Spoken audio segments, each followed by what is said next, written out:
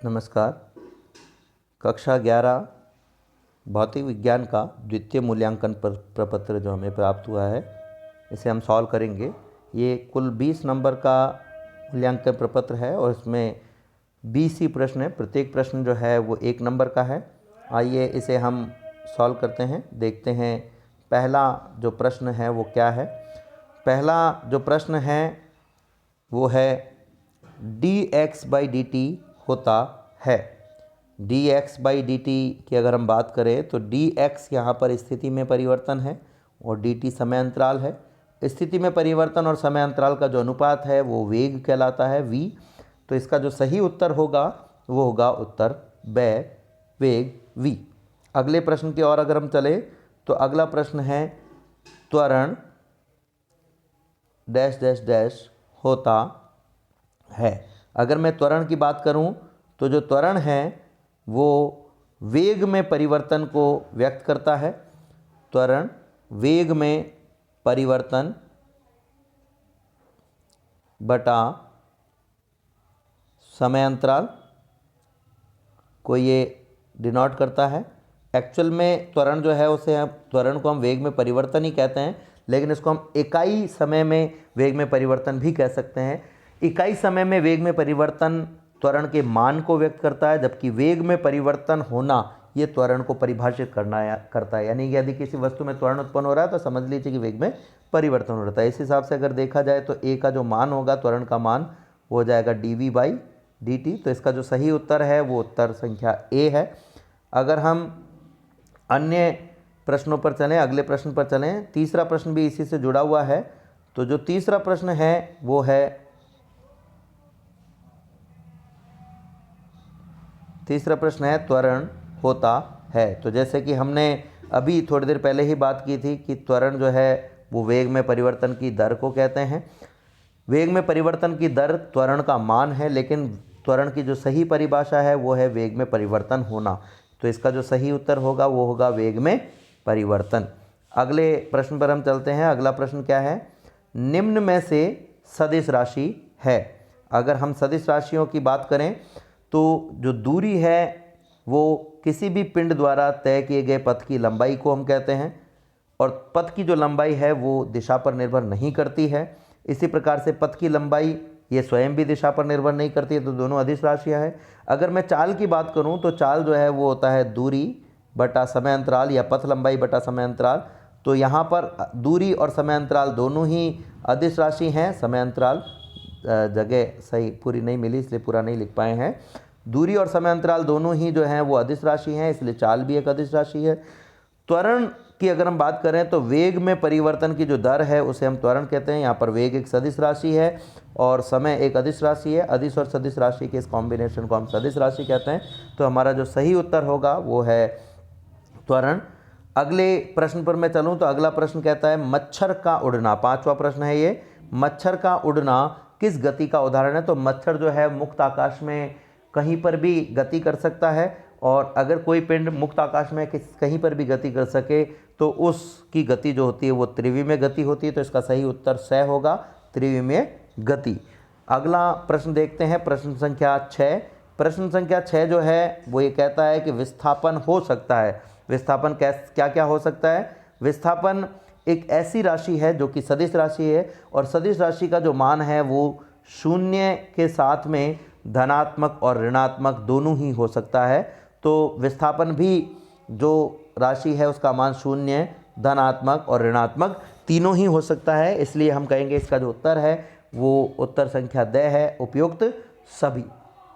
अगले प्रश्न पर हम चलेंगे। अगला प्रश्न क्या है देखते हैं, वेग समय ग्राफ का जो ढाल है वो किस भौतिक राशि को व्यक्त करता है या किस राशि को व्यक्त करता है। देखिए, किसी भी समीकरण का जो ढाल होता है वो किसी भी ग्राफ का जो ढाल होता है वो किस प्रकार से निकाला जा सकता है और किस भौतिक राशि को निर्भर करेगा, उसके लिए किस भौतिक राशि को इंगित करेगा, उसके लिए हमें यहाँ पर कुछ समझना होगा। मान लीजिए एक ग्राफ है, ये जो ग्राफ है ये y अक्ष और x अक्ष के मध्य है। यदि ये ग्राफ का ढाल हमें निकालना है तो y अक्ष की राशि में परिवर्तन में x अक्ष की राशि में परिवर्तन dv/dx है, इसको आप लिख सकते हो del v/del x का लिख दीजिए वाई अक्ष डेल वाई सॉरी वाई अक्ष की राशि में परिवर्तन में एक्स अक्ष की राशि में परिवर्तन का भाग दे दीजिए, आपके पास में इस ग्राफ का ढाल आ जाएगा। तो इस हिसाब से अगर हम देखें तो हमारे पास में जो ग्राफ है वो है वेग समय ग्राफ, यानी कि वाई अक्ष पर वेग है v है और एक्स अक्ष पर समय यानी कि t है। तो हम क्या करेंगे, वाई अक्ष की राशि यानी वेग में परिवर्तन में समय में परिवर्तन del v by del t कर देंगे। तो del v by del t जो है डेल v में डेल टी का भाग दे देंगे, तो del v by del t जो है वो त्वरण को व्यक्त करता है, इसलिए हम कह सकते हैं कि वेग समय ग्राफ का जो ढाल है वो त्वरण को व्यक्त करता है। अगले प्रश्न पर हम चलें। अगला प्रश्न है मीटर प्रति सेकंड स्क्वायर, मीटर प्रति सेकंड स्क्वायर किसका मात्रक है। इस तरह के प्रश्न जब भी आते हैं तो आप यहाँ देखें कि ये जो चार ऑप्शन दिए हुए हैं, क्या इन चारों ऑप्शन में से कोई भी एक ऑप्शन ऐसा है जो ये बताता हो कि ये जो ऑप्शन है इन ऑप्शन में उपयुक्त सभी, या ऑप्शन नंबर 1 और 2 या ऑप्शन नंबर 1, 2, 3 इस सही है। इस तरह का अगर कोई ऑप्शन है तो इसका मतलब इसका इस मात्रक से संबंधित एक से अधिक राशियां हो सकती हैं, लेकिन सभी ऑप्शंस में अगर अलग अलग राशियां दी गई है तो गारंटेड इसका केवल एक ही उत्तर होगा। तो हम सभी राशियों के मात्रक निकाल के देखेंगे। त्वरण जो है उसको हम कहते हैं a, और a जो होता है वो del v by del t के बराबर होता है। वेग में परिवर्तन का मात्रक वेग के बराबर ही होता है, वेग का मात्रक होता है मीटर प्रति सेकेंड, और जो समय है उसका मात्रक होता है सेकेंड। तो मीटर प्रति सेकंड में अगर हम सेकंड का भाग देंगे तो यहाँ सेकंड की जगह हम लिख सकते हैं सेकंड अपॉन 1। मीटर प्रति सेकंड, नीचे सेकंड अपॉन 1 था, ऊपर जाकर के 1 अपॉन सेकंड हो जाएगा। तो ये गुणा करेंगे तो आपके पास में आ जाएगा ऊपर मीटर, नीचे आ जाएगा सेकंड का स्क्वायर। तो इसका जो सही उत्तर होगा वो होगा मीटर प्रति सेकंड स्क्वायर त्वरण का जो मात्रक है। और हमसे भी यही पूछा है कि त्वरण मीटर प्रति सेकंड स्क्वायर किसका मात्रक है, तो हम कह सकते हैं कि ये त्वरण का मात्रक है। लेकिन तसल्ली के लिए हम अन्य जो राशियां हैं उनके मात्रकों की भी जांच अगर कर लें, अन्य राशियों के मात्रकों की भी जांच हम कर लें, तो अन्य राशियों में चाल है, वेग है, विस्थापन है। चाल का जो मात्रक होता है और वेग का जो मात्रक होता है वो सेम एक जैसा होता है, ये होता है मीटर प्रति सेकंड। और विस्थापन एक प्रकार की दूरी है, इसका जो मात्रक होता है वो होता है मीटर। यानी कि इन तीनों ही राशियों के मात्रक मीटर प्रति सेकंड स्क्वायर नहीं है। तो जो सही आंसर है वो है हमारा त्वरण। तो ये दो तरीके हैं निकालने के। अगर आपको ये मात्रक नहीं, मान लीजिए 4 राशियां हैं, 4 राशियों में से इस वेग का मात्रक आपको नहीं पता है, तो आप बाकी तीनों राशियों के मात्रक निकाल के देख लीजिए। बाकी तीनों राशियों में से किसी राशि का मात्रक अगर मैच कर जाता है तो वही सही आंसर होगा। लेकिन अगर बाकी तीनों राशियों के मात्रक मैच नहीं करते हैं तो इसका मतलब ही चौथा आंसर ही सही आंसर होगा। अगले प्रश्न पर हम चलते हैं। 9वां प्रश्न, स्थिर अवस्था में कण का वेग होता है। यदि कोई पिंड स्थिर हो तो जो कण का वेग है वो कितना होगा, तो हम कहेंगे जो वेग है उसकी अगर मैं परिभाषा देखूँ तो वो होता है del x by del t, यानी स्थिति में परिवर्तन बटा समय अंतराल। अगर पिंड स्थिर है तो स्थिति में कोई परिवर्तन नहीं होगा, यानी स्थिति में परिवर्तन यानी विस्थापन का जो मान है वो 0 होगा। समय अंतराल का मान कुछ भी हो, ऐसी स्थिति में वेग का मान भी हमारे पास में 0 यानी कि 0 आएगा। तो इस तरीके से हम कह सकते हैं कि कण स्थिर अवस्था में जो उसका वेग होता है वो 0 होता है। स्थिर अवस्था में जो वेग है वो 0 होता है। तो सही उत्तर जो है उत्तर ब होगा। अगले प्रश्न पर हम चलते हैं। अगला प्रश्न देखिए क्या है। मोहन 5 मीटर प्रति सेकंड की चाल से 2.5 किलोमीटर दूर 2.5 किलोमीटर दूर स्थित बाजार जाकर 50 मिनट में घर लौट आता है। यहाँ ये नहीं दिया गया है कि जो मोहन है वो जिस सड़क पर चल रहा है उस पर जो गति है उसकी वो वक्राकार पथ में है या सीधी सरल रेखीय पथ में है। लेकिन फिर भी देखते हैं आगे प्रश्न क्या है। मोहन का विस्थापन क्या होगा। अब अगर मैं विस्थापन की परिभाषा से विस्थापन का मान निकालना चाहूँ तो विस्थापन को हम कहते हैं स्थिति में परिवर्तन, यानी अंतिम स्थिति माइनस प्रारंभिक स्थिति। मान लीजिए मोहन यहाँ से चलना शुरू करता है, मूल बिंदु से इसकी जो स्थिति है घर की स्थिति उसको अगर मैं x कहूँ, यहाँ से बाजार जाता है, मार्केट जाता है और वापस बाजार आ जाता है। यानी कि प्रारंभिक स्थिति यदि x थी तो अंतिम स्थिति भी x ही है, और x में से x को घटा देंगे तो हमारे पास में 0 आ जाएगा। यानी हम कहेंगे स्थिति में कोई भी परिवर्तन नहीं हुआ है, इसका मतलब विस्थापन का मान 0 है। तो जो सही उत्तर है वो है 0। अगले प्रश्न पर हम चलते हैं। अगला प्रश्न बड़ा ही इंटरेस्टिंग है। कोई शराबी किसी तंग गली में 5 कदम आगे बढ़ता है और 3 कदम पीछे आता है। तंग गली का मतलब बिल्कुल छोटी गली है ऐसी स्थिति में शराबी की जो गति है उसको रेखिक गति माना जा सकता है। इसके बाद फिर वो 5 कदम आगे बढ़ता है, 3 कदम पीछे आ जाता है। इसी तरह वह चलता रहता है, उसका हर कदम 1 मीटर लंबा और 1 सेकंड समय उस कदम को बढ़ाने में उसे लगता है। किसी विधि से ज्ञात कीजिए कि वह जहाँ से चलना शुरू करता है वहाँ से 13 मीटर दूर किसी गड्ढे में कितने समय पश्चात गिरेगा। तो ये हमें पता लगाना है कितने समय पश्चात वो 13 मीटर दूर स्थित गड्ढे में गिरेगा। पहली चीज़ तो ये कि वो शराबी जब गति कर रहा है तो जो उसकी गति है उसको अगर आप ध्यान से देखोगे तो हम कहेंगे वो शराबी इस बिंदु से उसने चलना शुरू किया, 5 कदम यानी 5 मीटर दूर वो आगे गया, इसमें उसने 5 सेकंड का समय लिया। वापस 3 कदम वो पीछे आ गया, इसमें इसने 3 सेकंड का समय लिया, 3 सेकंड का समय लिया। लेकिन 3 कदम पीछे आने की वजह से 5 मीटर माइनस 3 मीटर बराबर उसकी जो दूरी तय की गई वो 2 मीटर ही रही। यानी कि 5 + 3 यानी कुल 8 सेकंड में शराबी द्वारा 2 मीटर की दूरी तय की गई है। कुल 8 सेकंड में शराबी द्वारा 2 मीटर की दूरी तय की गई है। तो हम ये कह सकते हैं शराबी द्वारा 5 कदम दूरी तय करने में लगा समय 5 सेकंड, पुनः 3 कदम दूरी यानी 3 मीटर में लगा समय 3 सेकंड। तो कुल 8 सेकंड में 5 + 3 8 सेकंड में जो दूरी तय हुई है वो 2 मीटर की है।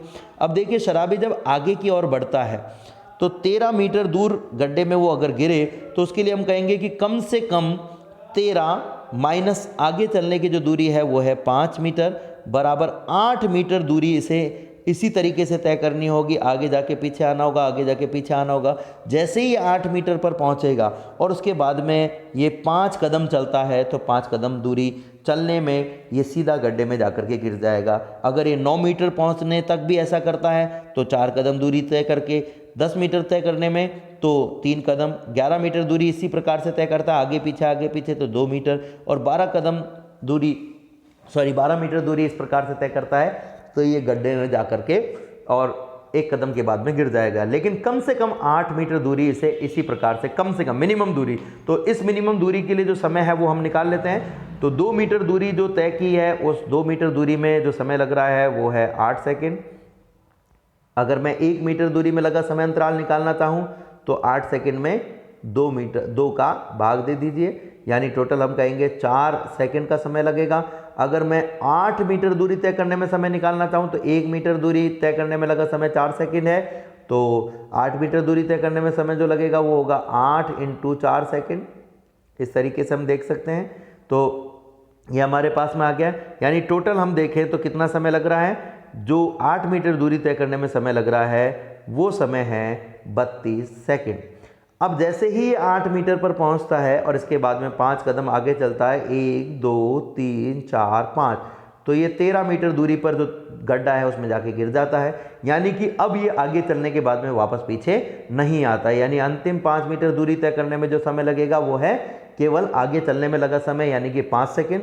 तो कुल 13 मीटर दूरी तय करने में लगा समय कितना हो गया? 8 मीटर तक इसकी जो गति थी वो आगे पीछे चलती रही, यानी 32 सेकंड तक इसने गति की। और उसके बाद में लास्ट वाले 5 मीटर इसने 5 सेकंड में तय किए, तो 32 + 5 यानी कि 37 सेकंड। तो सही उत्तर जो है वो है 37 सेकंड। अगला जो प्रश्न है वो है ऑडोमीटर यानी फीता किस भौतिक राशि को मापता है। तो आप सब जानते हो जो फीता है वो 2 बिंदुओं के मध्य की दूरी को मापने के लिए काम आता है। इस प्रकार से हम कह सकते हैं ऑडोमीटर यानी फीता जो है वो दूरी मापने के लिए काम में लिया जाता है। बड़ा ही सरल प्रश्न था। किसी वस्तु का विस्थापन समय के वर्ग के अनुक्रमानुपाती है तो वस्तु की गति होती है। वस्तु की गति कैसी होगी? तो हमें दिया गया है कि जो वस्तु का विस्थापन यानी कि x है वो समय के समानुपाती है।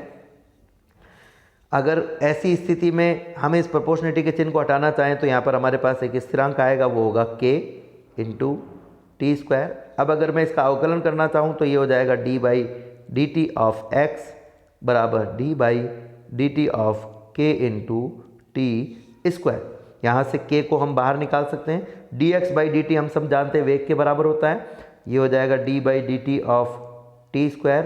आप सब ने एक फॉर्मूला पढ़ा होगा x की पावर n का x के सापेक्ष अवकलन nxn-1 होता है। यानी जिस राशि के बीजगणितीय पद का आप अवकलन कर रहे हो, यदि वो अवकलन उसी राशि के सापेक्ष कर रहे हो तो ये फॉर्मूला आपको लगाना है। तो यहाँ पर भी हम देख सकते हैं टी स्क्वायर एक बीजगणितीय पद है जिसका अवकलन हम टी के सापेक्ष कर रहे हैं, तो ये फॉर्मूला हम यहाँ काम में ले सकते हैं। इस फॉर्मूले में पावर आगे आ जाएगी और पावर एक जो है संख्या कम हो जाती है अवकलन के पश्चात, तो ये हो जाएगा v बराबर k तो ऑलरेडी है, ये पावर 2 जो है वो आगे आ गई और t की पावर हो गई है एक कम, यानी 2 - 1 = 1। तो v बराबर हो गया है 2kt। अगर आप इसको ध्यान से देखेंगे तो v का जो मान है वो t पर निर्भर कर रहा है, यानी कि ये कांस्टेंट नहीं है। तो v का जो मान है वो कांस्टेंट नहीं है। अब अगर हम इससे आगे चलें तो v = 2kt हमें काम में लेना है। देखते हैं v के बाद में अगर मैं आगे त्वरण निकालना चाहूँ तो v बराबर 2kt हमारे पास में आया था, ठीक है। इससे आगे हम चलें तो dv/dt अगर मैं निकालना चाहूँ तो ये हो जाएगा d/dt ऑफ 2k × t। तो ये जो 2k है इसको आप कॉमन ले सकते हो, ये हो जाएगा d/dt ऑफ t। वापस उसी फॉर्मूले से हम करेंगे, t की पावर 1 है तो इसको हम लिख सकते हैं 2k, अवकलन करने पर हमारे पास में आ जाएगा 1 जो पावर है वो आगे आ गई और पावर एक कम हो गई, 1 - 1 यानी कि 0, t की पावर 0। dv/dt = होता है a, तो a बराबर हो जाएगा 2k × 1 × t की पावर 0। t की पावर 0 का मान 1 होता है और 1 × 1 = 1 × 2k बराबर 2k, यानी a का जो मान है वो है 2k। k एक नियतांक है, 2 भी नियतांक है, तो a का मान नियत आ गया, यानी हम कहेंगे जो त्वरण है वो कांस्टेंट रहेगा। अब जो प्रश्न है उस पर हम आते हैं। देखो प्रश्न हम कह रहा है तो वस्तु की गति कैसी होगी, कांस्टेंट त्वरण से यानी नियत त्वरण से होगी। तो जो सही उत्तर होगा वो होगा एक समान त्वरण से। अगले प्रश्न पर हम चलते हैं। अगला प्रश्न है प्रश्न संख्या 14, निम्न में से कौन सा कथन असत्य है। तो सभी कथनों को हमें देखना होगा। पहला कथन है किसी बस का चाल मापक तात्क्षणिक चाल मापन करता है। आपने देखा होगा कोई बस या गाड़ी जो होती है उसमें जब वो चलती है तो उसका जो स्पीडोमीटर होता है वो हर समय अलग अलग चाल बताता रहता है। इसका मतलब वो उसी टाइम की पर्टिकुलर मोमेंट की पर्टिकुलर क्षण की जो चाल है वो बताता है, तो ये सही है। अगला है वृत्तीय गति में जो पिंड है वो बिना चाल बढ़ाए या घटाए त्वरित किया जा सकता है, बिल्कुल किया जा सकता है। वृत्तीय गति जो होती है उसमें जो पिंड होता है वो अपनी दिशा में लगातार परिवर्तित करता रहता है। यदि हम इस पिंड की गति के वेग के परिमाण को हम चेंज नहीं करें तो चाल के मान में चेंज नहीं होगा, लेकिन उसकी दिशा परिवर्तित होगी तो त्वरण उत्पन्न होगा, क्योंकि वेग एक ऐसी राशि है जो सदिश राशि है। तो वेग में परिवर्तन की दर को हम त्वरण कहते हैं। a बराबर होता है del v/del t, यानी कि त्वरण अगर उत्पन्न करना है तो वेग में परिवर्तन करना होगा। और वेग में परिवर्तन दो तरीके से किया जा सकता है, वेग का मान घटाकर अथवा बढ़ाकर या वेग की दिशा में परिवर्तन करके। तो अगर वेग की दिशा में परिवर्तन करें तो वेग का जो मान है जिसे हम चाल कहते हैं उसे हम ना भी घटाएं या बढ़ाएं तो भी वेग में परिवर्तन किया जा सकता है। तो वृत्तीय पथ में जो गति होती है उसमें चाल को बिना घटाए बढ़ाए भी वेग में परिवर्तन हो जाएगा दिशा में परिवर्तन के कारण, इसलिए त्वरण उत्पन्न हो सकता है। और इस त्वरण को हम अभिकेंद्रीय त्वरण कहते हैं, जिसको हम mv²/r के द्वारा व्यक्त भी करते हैं। अगर हम इसमें तीसरा जो वाक्य है उसकी हम बात करें, तीसरा जो वाक्य है हमारा वो है वर्षा की बूंदें एक समान त्वरण से गिरती हैं। तो वर्षा की जो बूंदें हैं वो गुरुत्वीय बल के प्रभाव में नीचे की ओर गिरती हैं, और जब भी कोई पिंड गुरुत्वीय बल के प्रभाव में गति करता है तो जो वस्तु है उस वस्तु का जो त्वरण होता है वो गुरुत्वीय त्वरण होता है। गुरुत्वीय त्वरण का मान g होता है और ये हमेशा ही कांस्टेंट होता है 9.8 मीटर प्रति सेकंड स्क्वायर। लेकिन यहाँ पर एक छोटी सी दिक्कत ये है कि वर्षा की बूंदें जो है वो बहुत ऊंचाई से यानी बादलों से गिर रही है। तो बादलों से गिरते समय जो त्वरण है g उसका मान दूरी पर निर्भर है। यदि दूरी बहुत ज़्यादा हो तो दूरी पर निर्भर करता है, यानी कि जो त्वरण है वो कांस्टेंट नहीं रहता है। तो अगर हम वर्षा की बूंदों की गति पृथ्वी तल से कम ऊंचाई पर स्थित किसी बिंदु से कर रहे हैं तब ये एक समान त्वरण होगा, और अत्यधिक ऊंचाई से कर रहे हैं तो ये एक समान त्वरण नहीं होगा। यानी कि जो थर्ड वाक्य है से, ये पार्शली आंशिक रूप से सही है और आंशिक रूप से गलत है। लेकिन अगर मैं अगले प्रश्न पर चलना चाहूँ, अगले भाग पर चलना चाहूँ, यानी चौथे वाक्य पर चलना चाहूँ, तो चौथा भाग कहता है कि किसी एक समान त्वरित वस्तु का ताक्षणिक वेग शून्य हो सकता है। जब वस्तु त्वरित होती है तो उसका वेग हमेशा बढ़ता है, और ऐसी वस्तु का जो ताक्षणिक वेग है वो शून्य केवल प्रारंभ में हो सकता है, जब उसने गति प्रारंभ नहीं की है। तो ये पूरी तरह से गलत वाक्य है। गति के दौरान कभी भी किसी वस्तु जो त्वरित हो रही है उसका जो वेग है वो शून्य नहीं हो सकता। त्वरण का मतलब ही वेग में परिवर्तन है, और जब वस्तु त्वरित गति करती है तो वेग में वृद्धि होती है, और मंदन यदि हो यानी ऋणात्मक त्वरण से गति करती है तो वेग में कमी आती है। यानी कि ऋणात्मक हो चाहे धनात्मक हो, त्वरण वेग ताक्षणिक केवल प्रारंभ और अंतिम क्षण पर ही हो सकता है, जिसे हम गति का हिस्सा नहीं मानते हैं। नॉर्मली प्रारंभिक स्थिति और अंतिम स्थिति के मध्य की जो स्थिति है उसे ही गति का हिस्सा माना जाता है। ये तो केवल एक बॉर्डर पॉइंट होता है जो ये बताता है कि गति हमें केवल इन दोनों बिंदुओं के मध्य ही ज्ञात करनी है। तो ये जो द वाक्य है वो पूरी तरह से गलत है, जबकि स वाक्य आंशिक रूप से गलत है। तो पूरी तरह से गलत होने की वजह से हम इसका सही उत्तर द मानेंगे। अगले प्रश्न पर चलते हैं। अगला प्रश्न क्या है? कोई पिंड 5 मीटर पूर्व की ओर चलता है, तत्पश्चात वो 12 मीटर उत्तर की ओर, ये पूर्व दिशा में चल रहा है। कोई पिंड 5 मीटर दूरी इसने तय की, और फिर इसके बाद में 12 मीटर इसने उत्तर में तय की है। मान लीजिए ए से बी तक ये पहुंचा, फिर बी से सी तक ये पहुंचा। तो हमें चली हुई दूरी और विस्थापन ज्ञात करना है। तो चली हुई दूरी जो है वो ए से बी की दूरी यानी पूर्व दिशा में तय दूरी प्लस उत्तर दिशा में तय दूरी, बी से सी की दूरी हमें ज्ञात करनी है। तो ये हो जाएगा 5 metre plus 12 metre equals to 17 metre, यानी पथ लंबाई अगर हम निकालें तो 17 मीटर आएगी। जबकि विस्थापन जो है वो ए से सी तक की पूरी दूरी के बराबर होगा, यानी कि कर्ण के बराबर होगा। तो अगर मैं विस्थापन निकालना चाहूँ तो हमें कर्ण की वैल्यू निकालनी होगी।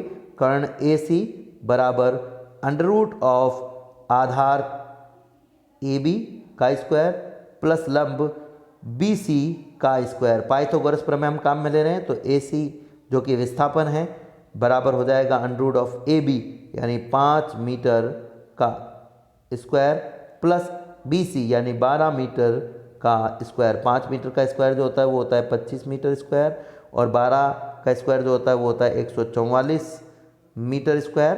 तो इनको अगर हम जोड़ेंगे अंडर रूट में तो हमारे पास में आ जाएगा 169 मीटर का स्क्वायर अंडर रूट में। ये ए सी की वैल्यू होगी, और ये जो ए सी की वैल्यू है इसको अगर अंडर रूट लेंगे तो हमारे पास में आ जाएगा 13 मीटर। यानी कि जो दूरी हमारे पास में आ रही है तय दूरी वो 17 मीटर है, जबकि विस्थापन जो है वो 13 मीटर है। तो सही उत्तर होगा द 17 व 13 मीटर।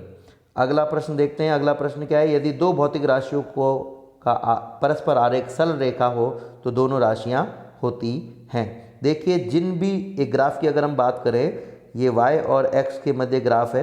यदि दो भौतिक राशियां जो y और x है इनके मध्य का जो ग्राफ है वो अगर सरल रेखा हो तो इसका मतलब समझ लेना चाहिए कि इन दोनों राशियों में परिवर्तन का जो अनुपात है वो कांस्टेंट रहेगा। इसका अभिप्राय ये हुआ कि हम ये कह सकते हैं कि ये जो राशि है y वो इस x राशि के समानुपाती है, और ये जो x राशि है वो इस y के समानुपाती है। यानी कि y इज प्रोपोर्शनल